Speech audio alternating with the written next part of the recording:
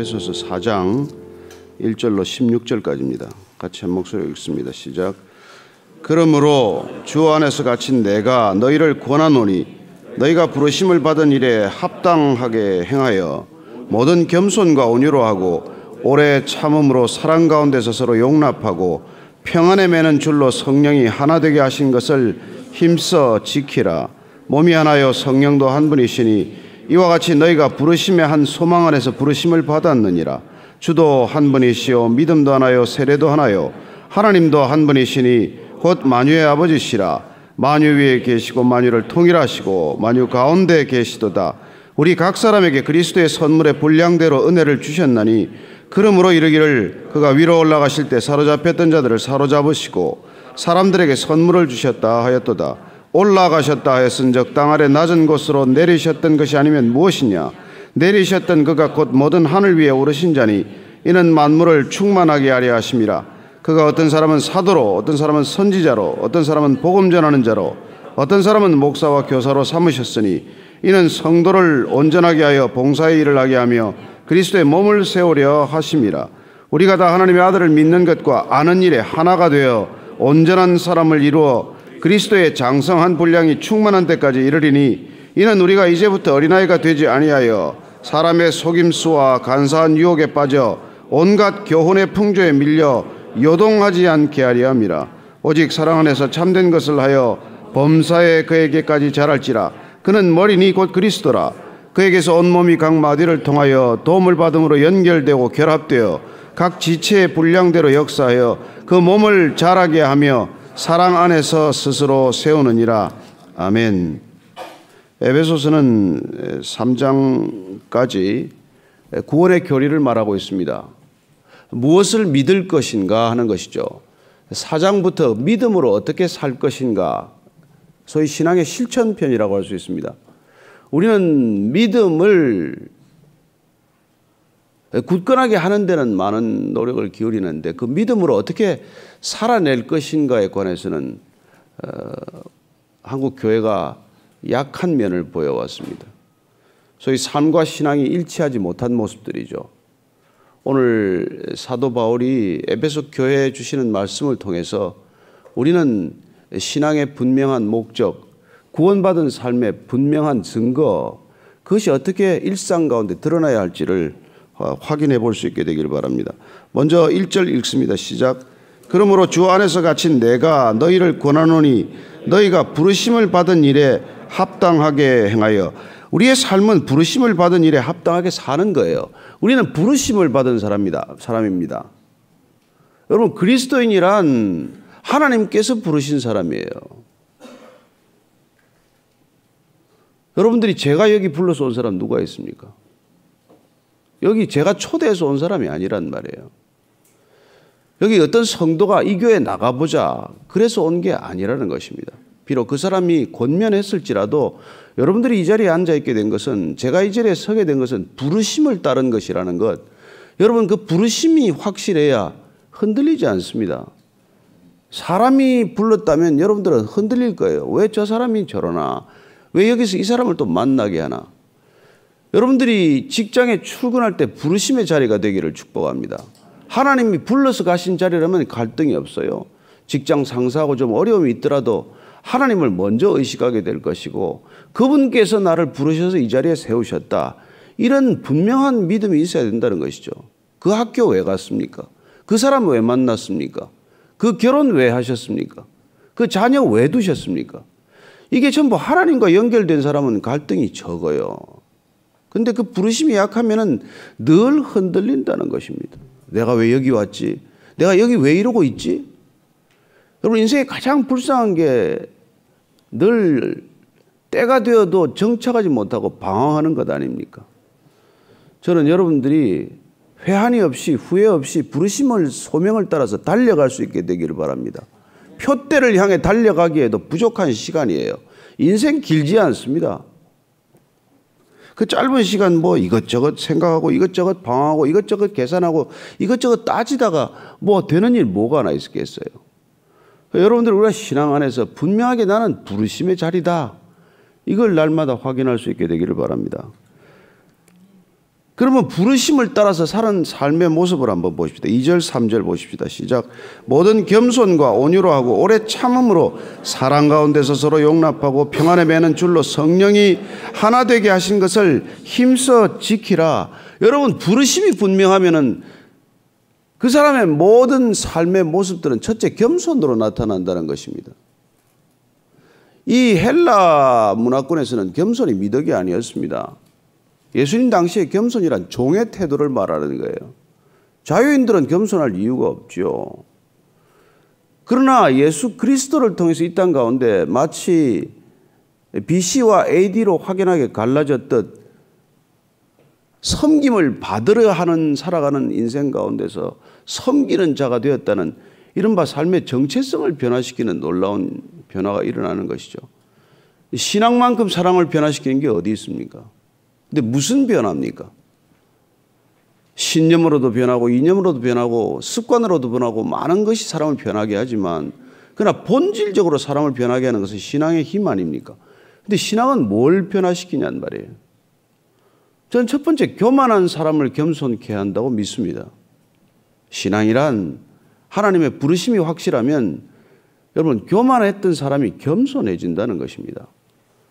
바울은 부르심의 소명이 확실해지자 사실 사울이 바울 된 거 아니에요. 그래서 모든 성도보다도 더 작은 나라고 하는 그런 겸손한 태도가 생기는 것이죠. 그 다음에 뭡니까? 온유.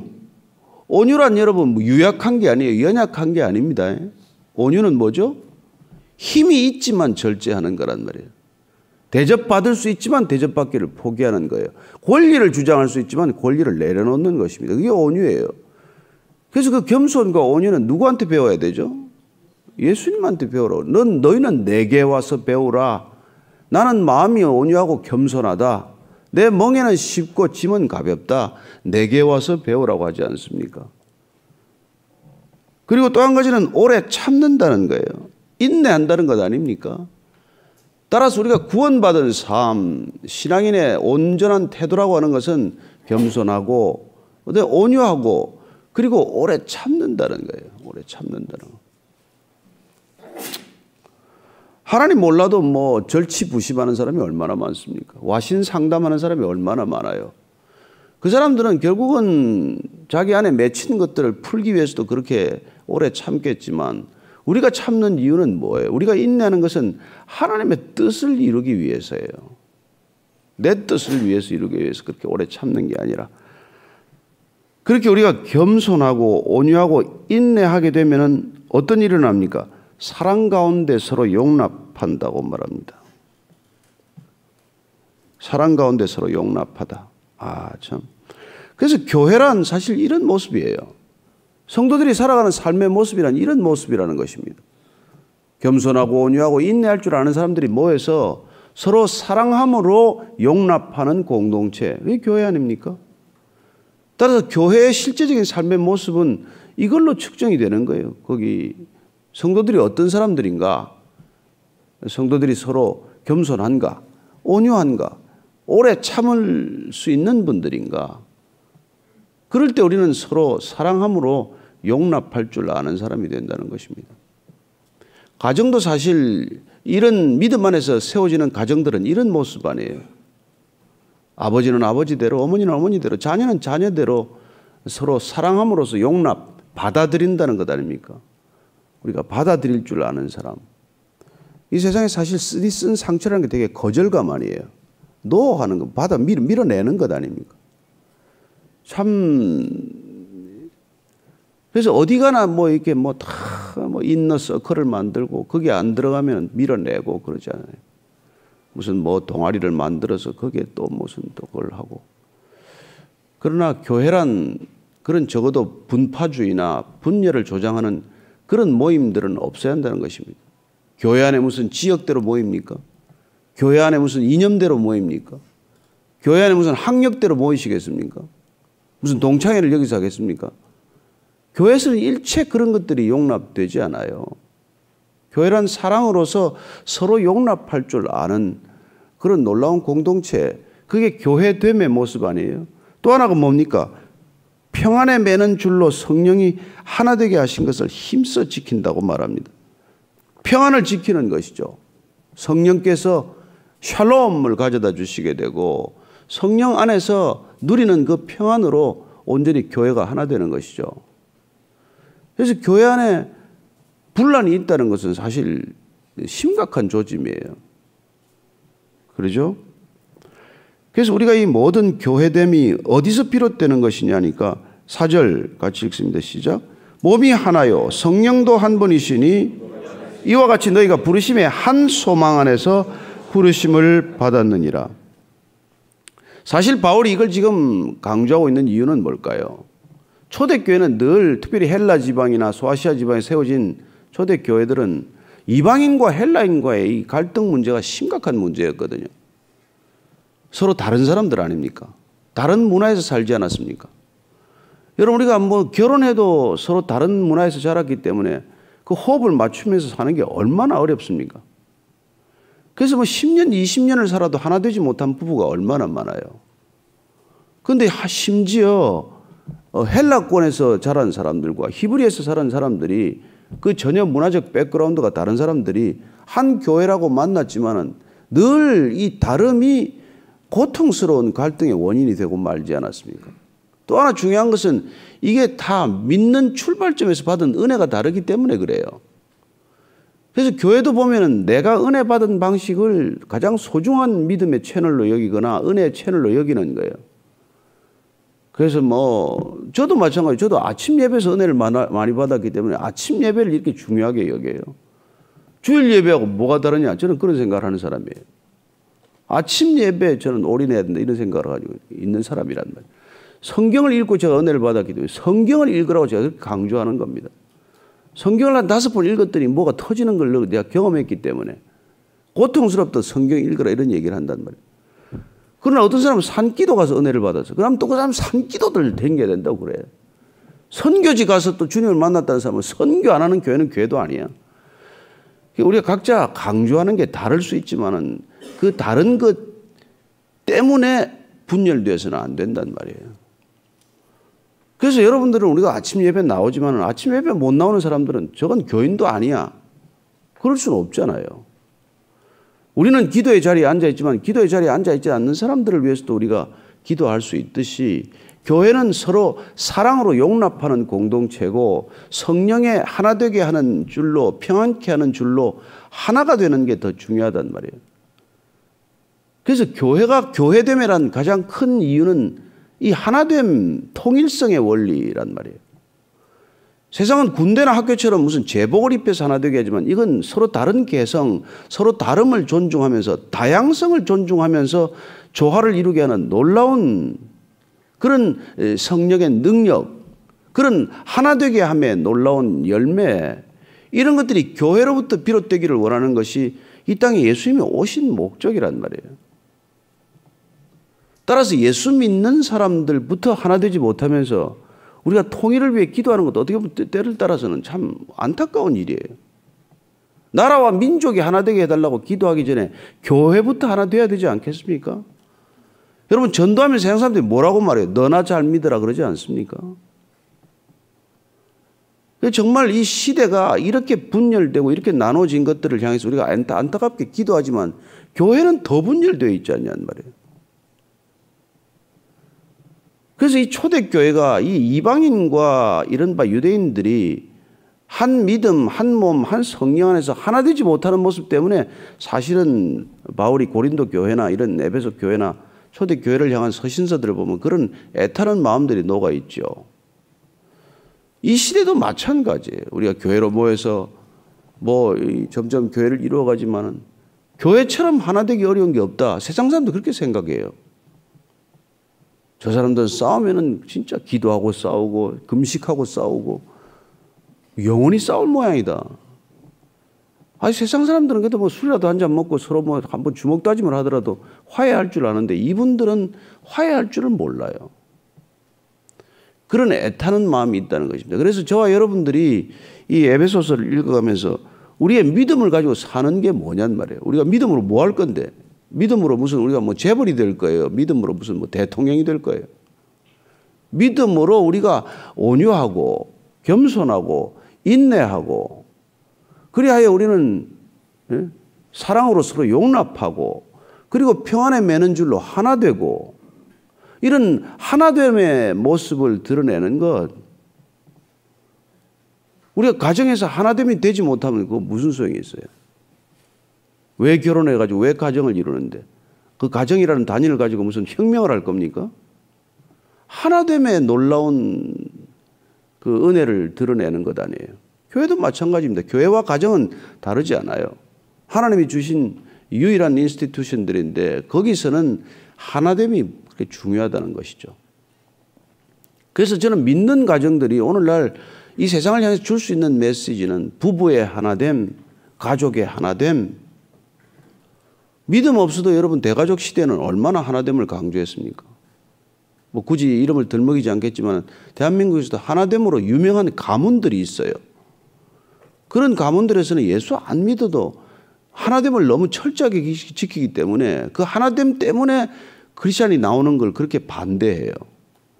집안의 종교가 하나가 나눠지면 집안이 쪼개진다고 그렇게 길을 쓰고 이게 예수 못 믿게 하는 것이죠. 하나됨을 지키기 위해서. 그렇다면 저는 그리스도인들이 되었다는 것은 그리스도인이 되었다는 이유만으로도 하나 되기 위해서 정말 목숨을 걸어야 할 일이에요. 예수 잘 믿는 것, 부부가 목숨을 걸고 하나 되십시오. 가족이 목숨을 걸고 하나 되어야 돼요. 왜 우리가 다음 세대들이 교회 안 나옵니까? 우리가 자녀들과 하나됨을 놓쳤지 않습니까? 저는 오늘 이 말씀을 다시 한번 우리가 귀담아 듣게 되기를 바랍니다. 자, 5절 6절입니다. 시작.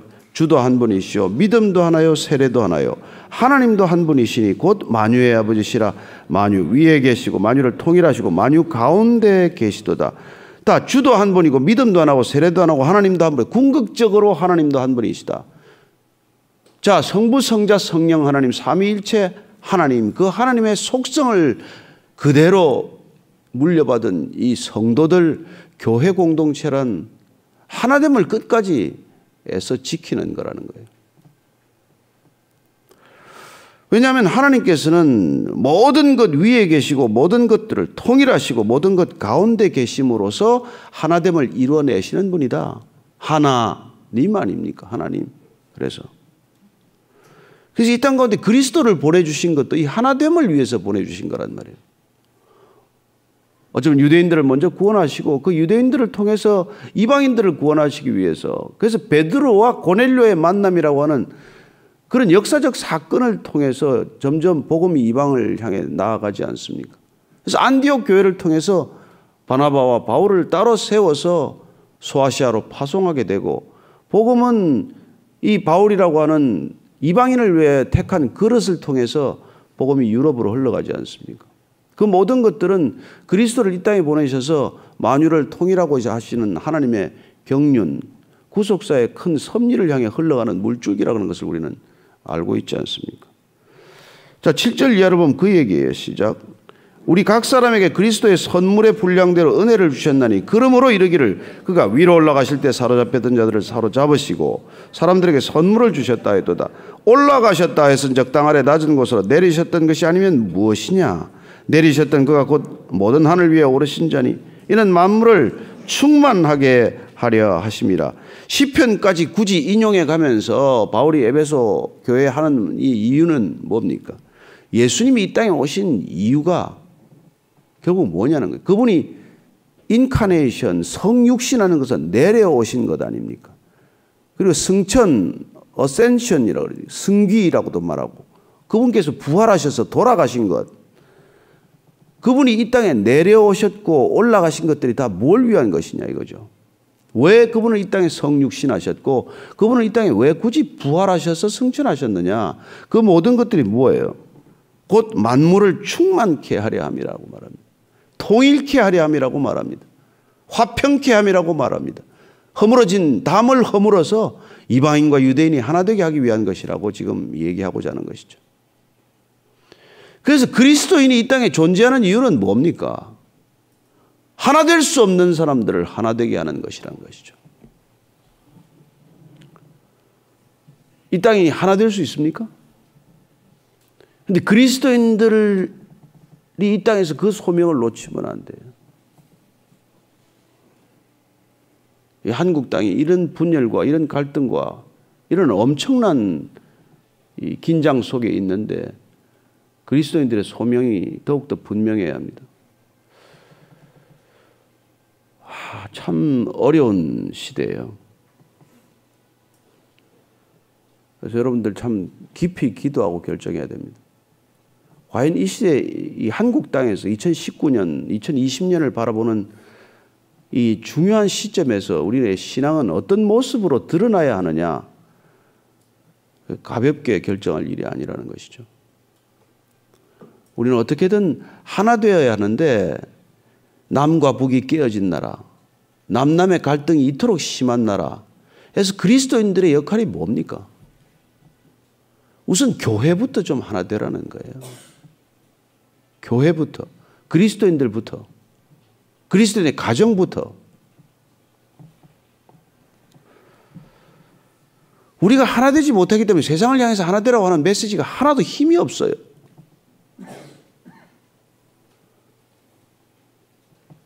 교회가 세상에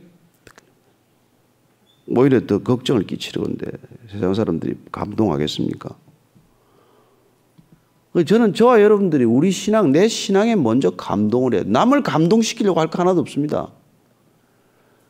내가 내 신앙에 감동하는 사람은 누구를 감동시킬 이유가 없어요. 그리고 내가 내 삶에 감동이 없으면 아무도 감동하지 않습니다. 따라서 정말 우리가 아무리 급해도 바늘 허리에 실을 꿰어 쓸 수 없듯이 아무리 급박하더라도 우리가 이 기본에서 벗어나서는 아무것도 되지 않는다는 거예요. 그래서 우리가 정말 베이직 교회라는 이름을 주셨는데 신앙의 기본을 우리가 철저히 지키는 것, 신앙의 첫 자리를 떠나지 않는 것, 그런 것들을 기억할 수 있게 되기를 바랍니다. 그래서 만물을 충만케 위해서 그분은 오신 분이에요. 그래서 우리를 충만케 하기 위해서 어떻게 했습니까? 11절 이하입니다. 시작. 그가 어떤 사람은 사도로, 어떤 사람은 선지자로, 어떤 사람은 복음 전하는 자로, 어떤 사람은 목사와 교사로 삼으셨으니 이는 성도를 온전하게 하여 봉사의 일을 하게 하며 그리스도의 몸을 세우려 하심이라. 자, 어떤 사람은 사도로, 선지자로, 복음 전하는 전도자로, 목사와 교사로 삼으셨는데 이게 다 뭐 하는 거예요? 성도를 온전케 한다는 것입니다. 온전케 하다는 여기서 성숙케 하다는 뜻이에요. 성도를 성숙케 하기 위해서 저와 이게 하나님의 부르심을 받았다는 것입니다. 여러분들이 일 시키려고 부른 게 아니란 말이에요. 그래서 여러분들이 성숙하는 게 가장 먼저라는 것입니다. 교회가 먼저 성숙하는 게 가장 먼저라는 거예요. 그리스도인은 성숙한 삶을 살아내는 게 가장 먼저라는 거예요. 그렇게 하면 봉사의 일을 하게 된다는 것입니다. 섬기는 사람이 된다는 거예요. 성숙한 사람이 되면 섬기지 않습니까? 성숙한 부모가 되면 자녀를 어떻게 안 섬깁니까? 그렇게 성숙한 사람이 되고 섬김이 흘러 넘치면 그리스도의 몸이 드러나는 거예요. 드러나는 거. 형체가 드러나기 시작합니다. 아, 저기 그리스도가 계시구나. 13절 이하입니다. 시작. 우리가 다 하나님의 아들을 믿는 것과 아는 일에 하나가 되어 온전한 사람을 이루어 그리스도의 장성한 분량이 충만한 데까지 이르리니 이는 우리가 이제부터 어린아이가 되지 아니하여 사람의 속임수와 간사한 유혹에 빠져 온갖 교훈의 풍조에 밀려 요동하지 않게 하려 함이라. 그리하여 하나님의 아들을 믿는 것과 아는 일에 하나가 된다. 신앙과 삶이 하나가 된다. 우리의 믿음이 이게 통일성을 잃지 않는다는 거란 말이에요. 그래서 우리가 성숙한 사람이 되면 그리스도의 장성한 분량이 충만한 데까지 이르게 된다는 것입니다. 따라서 우리 신앙의 목적이 뭐라고 지금 말해주고 있는 거예요? 그리스도의 분량에까지 이르는 것. 그래서 우리 신앙의 목적은 딱 하나, 예수 닮는 것. 거기까지 자라가는 것이죠. 그래서 저는 신앙이 없이는 어른 될 수 없다고 믿는 사람이에요. 정말 참 그리스도인이 되지 않고 어른 될 수 없다고 믿습니다. 따라서 그리스도인이 된다는 것은 처음부터 공적인 삶을 지향하는 사람이 된다는 것이죠. 우리 예수님의 3년 생애를 공생애라고 표현합니다. 따라서 예수 믿는다는 것은 사생애를 접고 공생애로 인생의 길을 새롭게 접어들었다는 뜻이에요. 그래서 그분과 함께 동행하면서 장성한 분량, 성숙한 인간, 그분의 사랑과의 사랑의 넓이와 높이와 길이를 닮아가는 그런 인격이 생기는 것이죠. 그러니 우리가 인격적이 되지 않고서 무슨 그리스도인이라고 말할 수 있겠어요. 주차장에서 싸우고 와서 무슨 꼭 무슨 백화점에 온 듯이 무슨 주차하면서 난리를 치고 말이죠. 교회 와서 무슨 화장실 하나 제대로 쓸 줄을 아나 어른이. 그러니 그건 세상 사람들이 봐도 이해를 못하는 거죠. 15절 16절 읽고 마치겠습니다. 시작. 오직 사랑 안에서 참된 것을 하여 범사에 그에게까지 자랄지라. 그는 머리니 곧 그리스도라. 그에게서 온몸이 각 마디를 통하여 도움을 받음으로 연결되고 결합되어 각 지체의 분량대로 역사하여 그 몸을 자라게 하며 사랑 안에서 스스로 세우느니라. 사랑 안에서 참된 것을 한다. 이 말은 무슨 말이냐면 사랑하기 때문에 정직하게 말한다는 뜻이에요. 사랑하기 때문에 우리가 그리스도 안에 있으면은 그분은 정직할 수밖에 없습니다. 우리가 형제 자매를 사랑한다 하지만 사랑하면서 거짓을 말할 수는 없지 않습니까? 그래서 우리가 사랑 안에서 정말 정직하게 말하고 또 범사에 그에게까지 자랄지라. 그는 머리니 곧 그리스도라. 따라서 교회란 그리스도의 장성한 분량에 이르기를 한 가지 목적을 가진 사람들이 함께 모여서 날마다 서로 겸손하고 온유하고 인내하면서 사랑으로 서로 용납하며 그리스도의 몸이 드러나게 하는 것을 말하는 것이죠. 따라서 이 교회 공동체란 이 세상 가운데 유일한 소망이라고 말하는 이유예요. 어디서 그런 성숙한 인격이 형성되겠습니까? 어디 회사에서 그게 가능하겠어요? 어느 정당에서 그게 가능하겠습니까? 동호회에서 그게 가능하겠어요? 오직 교회만이 그리스도의 장성한 분량, 인간을 지으신 온전한 DNA가 풀 블러썸하는 온전히 만개하는 그런 인격의 모습이 교회 안에서 나타나고 드러난다는 것입니다. 따라서 신앙생활 잘하는 것이야말로 인격자가 되는 유일한 길이에요, 사실은. 저는 그렇게 믿습니다. 저는 이 땅의 그리스도인들이 무슨 이런저런 비난을 받지만 참된 그리스도인으로 자라지 못하는 어쩌면 병든 모습이겠지만 그러나 우리가 그 모습을 보고 실망할 필요는 없습니다. 그리스도의 장성한 분량에까지 이르기를 결단하는 저와 여러분이 되기를 바라고 이 작은 교회지만 우리 베이직 교회가 이 교회를 통해서 그리스도의 몸된 교회라는 것을 세상이 알 수 있게 하십시오. 그게 우리가 무별 예배를 드리는 이유고 우리가 주차 질서 하나라도 지켜서 이웃에 피해 주지 말자는 이유고 화장실 하나라도 깨끗이 써서 다음 사람이 쓰는데 불편함이 없도록 하자는 것이고 그런 거 아닙니까? 그때 우리는 온 몸이 각 마디를 통하여 도움을 받음으로 연결되고 결합되어 그 몸을 자라게 해서 사랑 안에서 스스로 세워지게 한다고 말합니다. 교회는 누가 억지로 세우는 게 아니에요. 성령께서 하나 되게 하심을 따라서 이렇게 사랑 안에서 세워지는 모습을 보게 되는 것이죠. 저는 2020년을 앞두고 우리의 신앙을 한 번 더 점검하는 연말 연시에 저희들이 아침 예배를 계획하고 있습니다. 26일부터 우리가 M3에서 다시 예배를 드리게 될 텐데 정말 하나님께 부르짖어 기도하는 시간을 갖고 2020년을 맞게 되기를 바랍니다. 그래서 우리가 이번 세일의 기도의 제목도 정말 내게 부르짖어라고 하는 제목으로 시작하고자 합니다. 저와 여러분들이 정말 하나님께 부르짖는 까닭은 우리 자신의 변화가 먼저요. 교회 하나됨이 먼저요. 그리고 세상을 향하여 그 하나됨을 정말 증거하는 것이 먼저라고 생각하기 때문입니다. 오늘 아침에 기도할 때 하나님 교회가 먼저 하나 되게 해주십시오. 우리가 남북이 하나 되자 통일되자 이 기도 사실 어떤 때는 공하게 들리지 않습니까? 그런 이유가 우리가 하나됨이 부족하기 때문이기 때문에 우리가 사랑에 매는 줄로 하나 되게 해주십시오. 평안에 매는 줄로 하나 되게 해주십시오. 교회가 하나 되게 해주십시오.